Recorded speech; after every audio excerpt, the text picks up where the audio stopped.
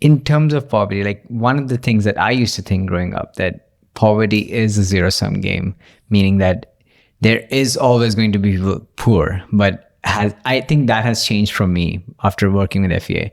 What are your thoughts on it being a zero-sum or non-zero-sum? Everybody can uplift together. I don't think view it as a zero-sum game at all. I think there is enough prosperity in the world to go around. There's enough resources in the world for everyone to lead a comfortable, dignified life.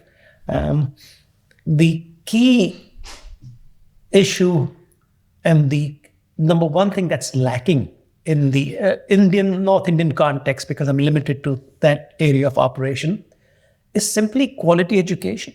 Young people, for no fault of theirs, have never received a quality education at the primary level and at the secondary level. I'm not even talking about college level, and that's not important.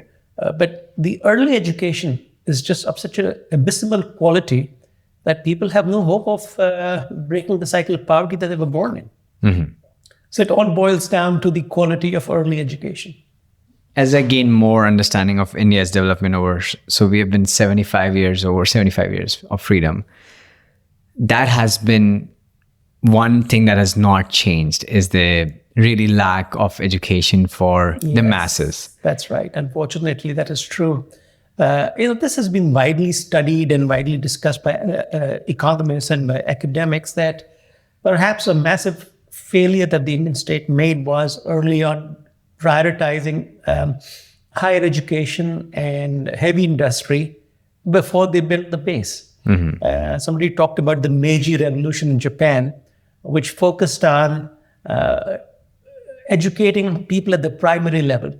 There's a statistic I saw the other day that around the time of India's independence, or somewhere in that time frame, there were more college graduates in India than in Japan.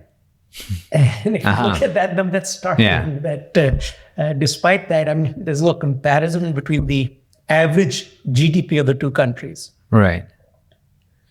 And that's where I think we've been lacking, and it's now getting more and more drastic compared to even countries like Vietnam, like who were not even close to being on the global map back in 50s, 60s. But all communist countries have always prioritized early education. So even Vietnam, the young people have a basic education.